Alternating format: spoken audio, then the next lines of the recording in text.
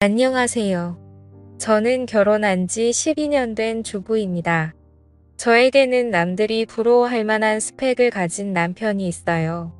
돈도 잘 벌고 인성도 좋아서 친구들은 제게 시집 잘 가서 부럽다는 이야기를 만날 때마다 하곤 했죠. 제 남편은 제가 봐도 정말 훌륭한 인성에 돈도 잘 벌고 저만 사랑해주는 만점짜리 신랑감입니다. 그런데 문제는 남편의 어머니예요. 남편과 결혼 후에 첫 6개월은 시어머니와 함께 살게 되었어요.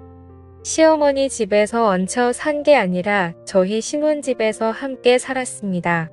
그렇다고 시어머니께서 집이 없는 것도 아니었죠. 시어머니는 강남에 60평이 넘는 고급 빌라에서 아버님과 함께 살고 계세요. 그런데 아버님만 그 집에 놔둔 채 저희 집에 들어와 살게 되신 거죠. 시어머니가 굳이 신혼집에 들어와 함께 사신 이유는 결혼 전점을 봤는데 그 점쟁이가 한 말 때문이었어요. 시어머니가 신혼집에 함께 살아야 애군도 맞고 4대 독자 집안의 대를 이을 수 있다고 했다네요. 시어머니 말씀에 의하면 저희 남편은 사주에 나무가 많은 사주라고 하더군요. 나무가 많으면 건강상으로는 위장이나 신경계 질환이 생길 수 있다고도 했고요. 그래서 시어머니 사주에 화가 있어서 남편의 나무 기운을 눌러주어서 지금까지 사건 사고 아픈 데 없이 잘 살았다고 하시더라고요.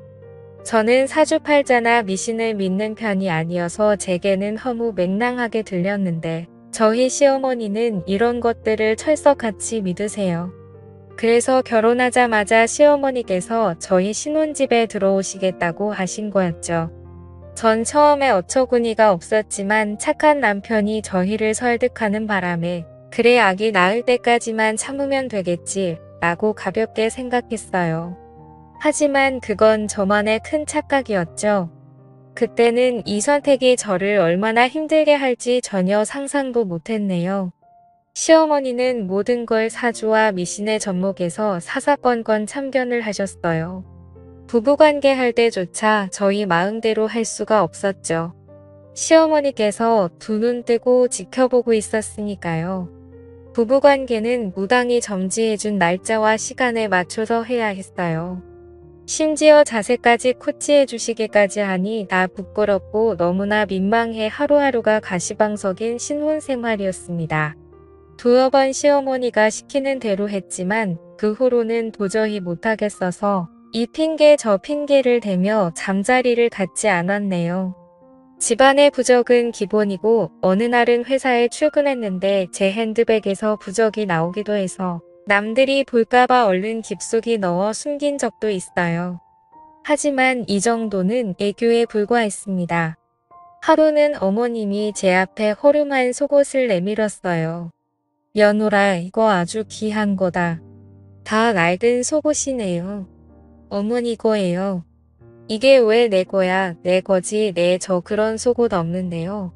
그거 아들을 셋이나 낳은 여자가 입었던 속옷인데 그거 입으면 아들 셋이나 낳는다더라. 어머니 이게 언제적 이야기예요.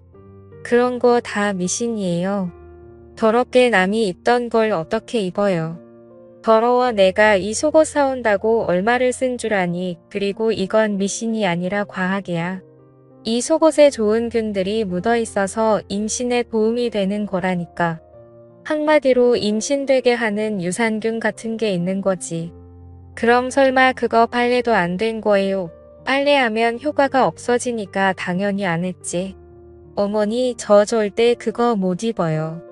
그냥 도로 가져다 주시고 환불 받아오세요. 너 정말 CM이만 안 들을 거야. 그러다 너의 목 가지면 어쩔래. 내가 지금 젊은 것도 아니고 내년 이한 40인데 요즘 조기 폐경이다 뭐다 말 많던데 너도 그러다 폐경 오면 어쩔래. 어머니, 엄마 제발 이런 것 좀 사오지 마. 그렇게 좋은 거면 엄마가 입고 내 동생 놔줘요. 뭐 이 녀석아 말이 되는 소리를 해. 엄마가 먼저 말이 안 되는 소리를 하니까 그렇죠. 내가 애초에 젊은 여자 데리고 왔으면 이런 일도 없었잖아. 그런 다 늙어 빠진 애 데려와서 이 고생을 시키니 엄마 민지 앞에서 그게 무슨 막말이야. 엄마 아들도 40 넘었어. 엄마 논리대로라면 내 정자도 다 늙어 빠졌다고. 솔직히 나이 그거 숫자에 불과해. 민지가 얼마나 건강관리도 잘하는데 지금도 겉모습은 30대 초반이야. 그리고 그 나이에 민지 같은 몸매 유지하기가 어디 쉬운 줄 알아. 어이구 팔불질 나셨네. 그러니까 내 말은 엄마가 그런 미신에 의지하지 않아도 우리 나름대로 운동하고 영양제 먹으면서 노력하고 있으니까 걱정하지 말라고요. 그런데 그 팬티 환불되는 거 맞아요. 그건 왜 나 이거 환불할 생각 없다. 곧 입힐 거다. 알았어요. 주세요. 제가 입을게요. 제가 입어도 간접적으로 효과 있겠죠. 아이고 됐어. 환불할 테니까 일리네. 저는 남편과 시어머니가 대화하는 동안 한마디 말도 못하고 둘의 대화만 듣고 있었네요. 시어머니의 저런 독한 말씀에 가슴이 무너져 내렸어요.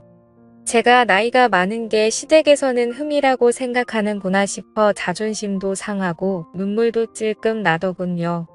하지만 남편이 제 편을 들어줘서 간신히 참을 수 있었네요. 그날 이후로 남편은 제게 부담 갖지 말라며 이제부터 부부관계도 우리가 원할 때 하고 엄마 눈치 보지 말자고 했습니다. 남편 말대로 마음을 좀 편하게 갖고 지내다 보니 결혼한 지 6개월 만에 임신을 했고 남편도 저도 시어머니도 무척 기뻐했어요. 게다가 약속한 6개월이 되면서 시어머니는 본가로 돌아가셨고요. 그때부터 진짜 신혼생활을 시작하는 것 같아 너무나 행복했죠. 남편과 함께 퇴교를 하며 딸일지 아들일지 얘기도 나누고 나중에 어떤 직업을 시키면 좋겠다는 등 너무도 먼 미래를 꿈꾸며 행복에 가득 차 있었습니다. 아이는 뱃속에서 무럭무럭 자랐고 저는 이제 누가 봐도 임산부답게 배가 불룩 튀어나왔었어요. 남편은 이런저런 소리를 보며 배불뚝이라고 놀렸지만 그런 놀림이 싫지만은 않았습니다. 하루는 집에서 설거지를 하고 있는데 밑이 축축하더군요. 화장실에 가서 확인을 해보니 피가 섞인 분비물이 나와 있었어요. 저는 바로 병원에 갔고 병원에서는 늦게 왔으면 길에서 아기를 낳을 뻔했다며 응급수술을 해야 할지도 모른다고 했습니다. 아기 양막이 내려와 내진을 해보니 아기 발이 만져진다고 해서 수술을 하면 양수 파열로 수술 자체가 안 될 수 있다고 하더군요. 그냥 이 상태로 누워서 아기가 자를 때까지 기다려야 한다고 했죠. 그런데 결국 그날 밤 양수가 터져버렸습니다. 23주 5일 만에 태어난 아기는 510g의 무게로 너무나도 작았습니다. 아기는 곧바로 신생아 집중치료실에 보내줬어요. 저는 수술로 걸을 수 있게 되자마자 아기를 보러 갔습니다. 아기의 팔은 제 손가락만큼이나 작고 얇았어요. 아기를 보는 순간 아기를 꼭 살려야겠다는 생각이 들었고 매일매일 기도했습니다. 하지만 너무 일찍 태어났기 때문에 병원에서는 살 가능성이 50%라고 했죠. 제발 제발이라는 말만 하며 2달이 지냈을 무렵 아기는 하늘나라로 떠났습니다. 못난 어미 때문에 제대로 커보지도 못하고 하늘로 간 아기를 생각하면 너무 슬프고 괴로워서 가슴이 무너져 내리는 것 같았어요. 그 후로 남편과 저는 매일을 눈물로 지냈습니다. 그러던 어느 날 시어머니께서 제 보약을 지어서는 집으로 오셨어요. 시어머니도 아기에 대한 기대가 무척 컸기에 많이 속상해하셨죠. 그런데 곧 명절을 앞두고 시어머니께서 살 명절에 본가에 오기 전에 작은 산 위에 밥이랑 국을 둬서 모시라고 신신당부를 하시더라고요. 어머님 밥이랑 국은 왜요? 집에 있는 신한테 애올려야 돼. 너희 집에 신이 안 좋다는구나. 저는 아이를 잃은 지 얼마 지나지도 않았는데 시어머니가 또 미신 얘기를 들먹이자 기분이 좋지 않았습니다. 그리고 왠지 떠난 아기 때문에 그러시는 것 같아 느끼지 않았어요. 결국 전 시어머니께 그건 안 하고 싶다고 말씀드렸죠. 그랬더니 시어머니는 버럭하시며 말씀하셨어요. 얘 넌 그게 뭐가 어렵다고 못하니? 어차피 밥 해먹는 김에 밥이랑 국만 떠서 올리라는데 작년에 너희 애기 죽은 것도 이 집신 때문이라고 갑자기 음성을 높이시며 말씀을 하시는데 저는 그 다음 어머니가 하신 말씀에 순간 제 귀를 의심했습니다. 어머니 어떻게 그런 말을 하실 수가 있어요. 우리 애기 떠난 지 얼마나 됐다고. 전 아직도 애기 태동이 느껴져서 하루하루가 힘든데.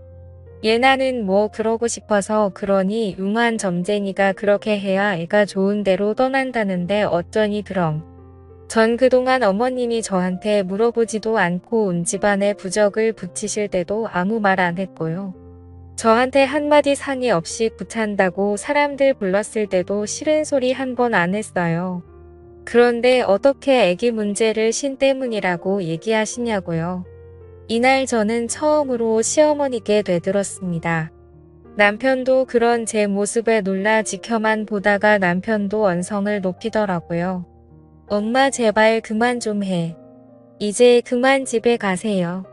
라며 어머니를 집 밖으로 내보냈습니다. 남편은 절 위로해주며 마음 쓰지 말라고 했지만 아기가 살기만을 바라던 그때가 떠올라 가슴이 너무 아파 그 자리에 주저앉아 엉엉 울었네요.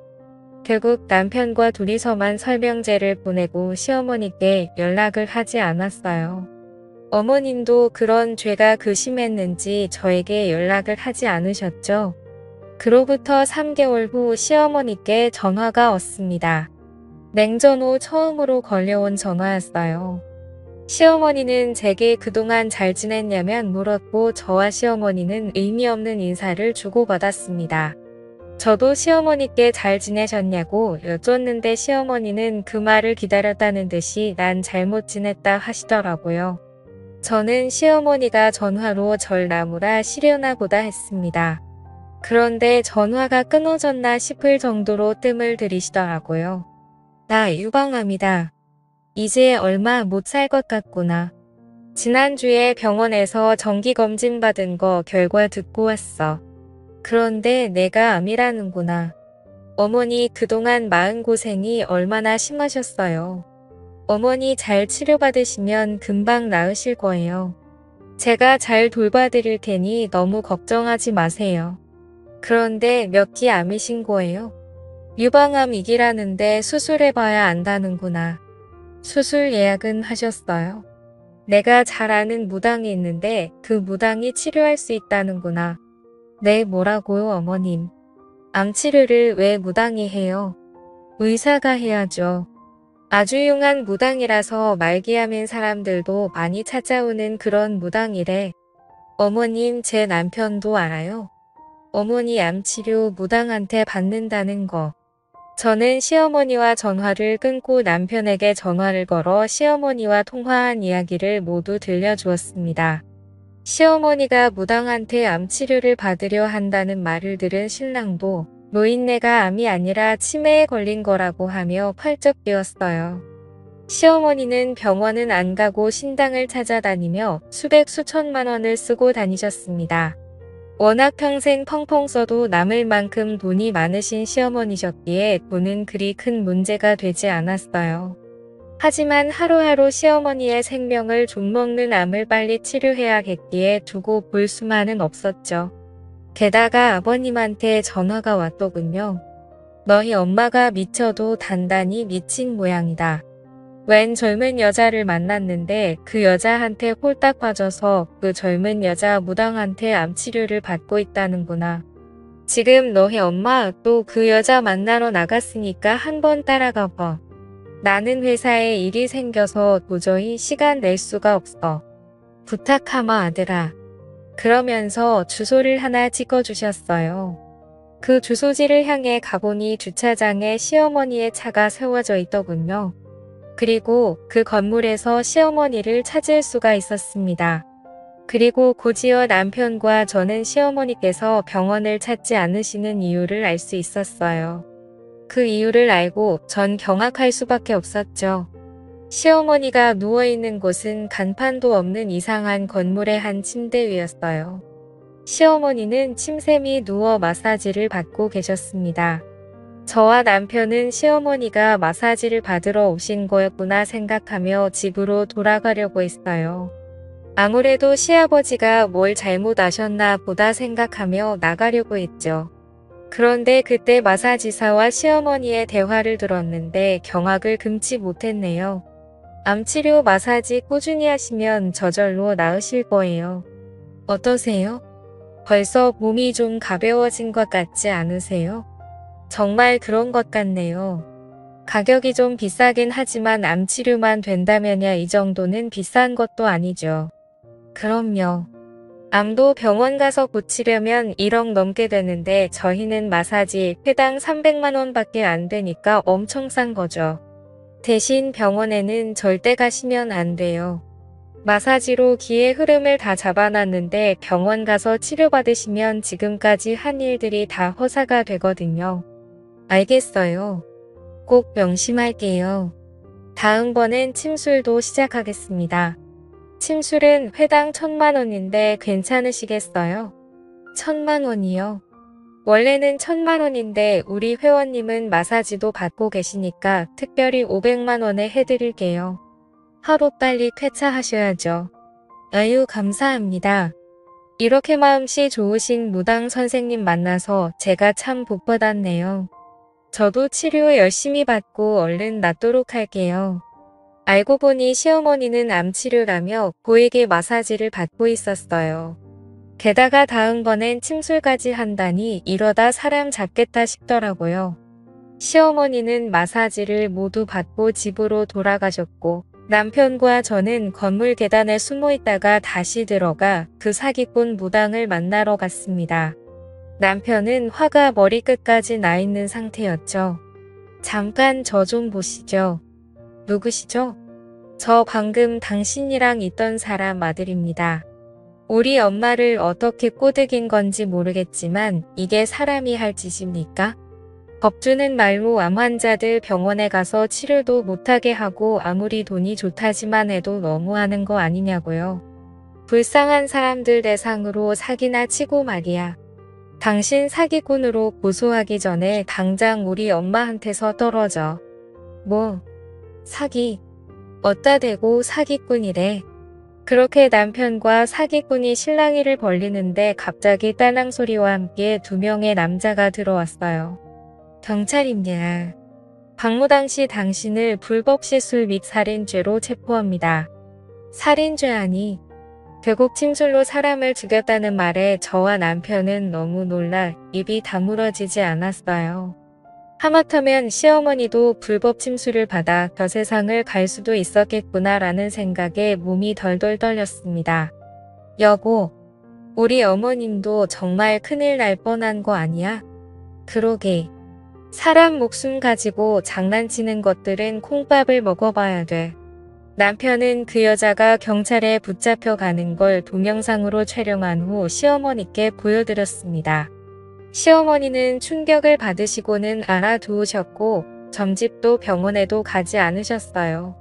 다음날 저와 남편은 작당모의를 해서 어떻게든 어머님을 병원에 모시고 가기 위해 작전을 짰습니다.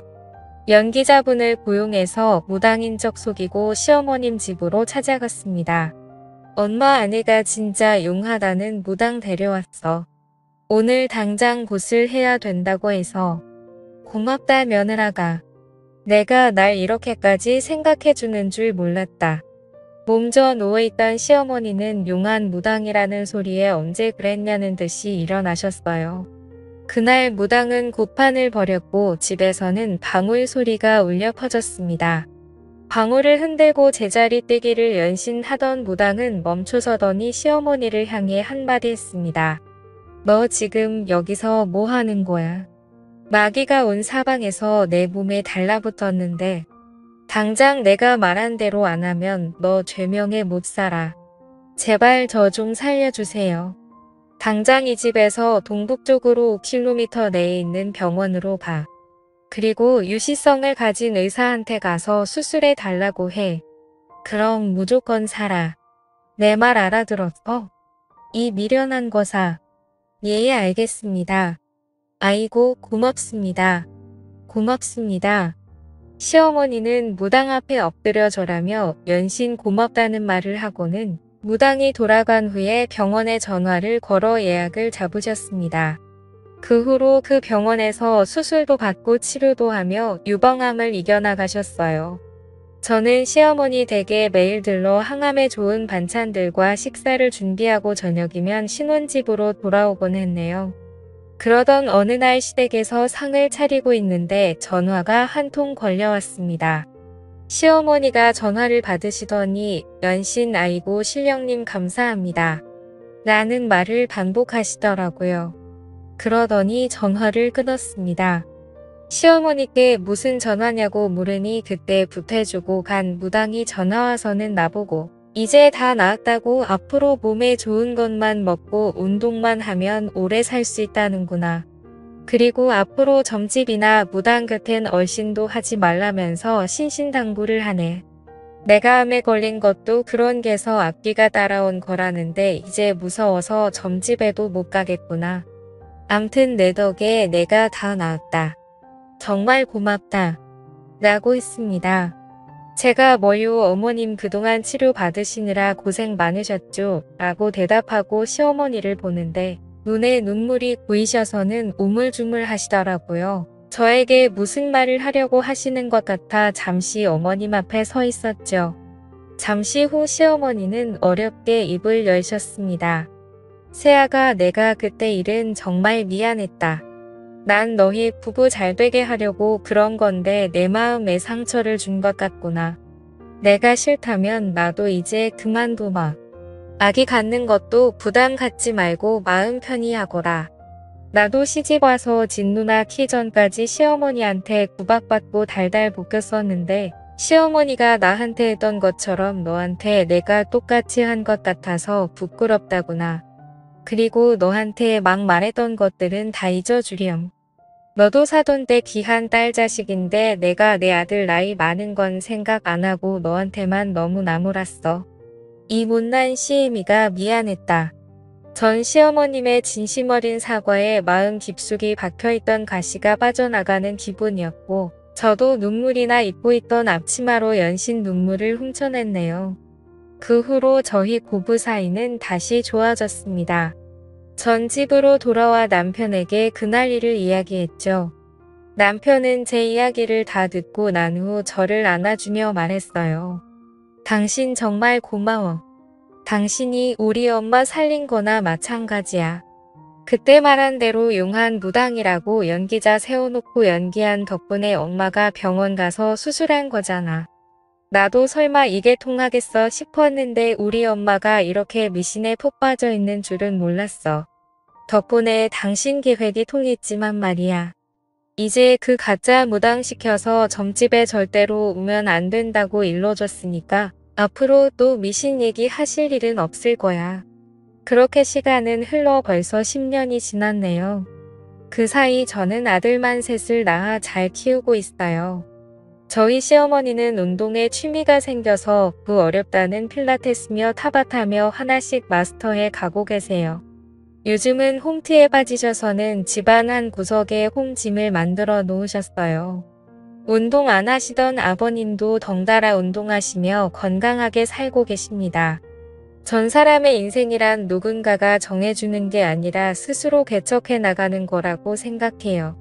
가끔 재미삼아 오늘의 운세 정도 보는 거면 몰라도 비싼 돈 들여가며 무당의 말을 맹신하는 건 인생의 낭비입니다. 노력만이 내 바람을 하나씩 이뤄주는 것이지 무당들의 허언된 말 한마디에 결정되는 인생은 없다고 생각합니다. 제 이야기는 여기까지입니다. 긴 글 읽어주셔서 감사합니다.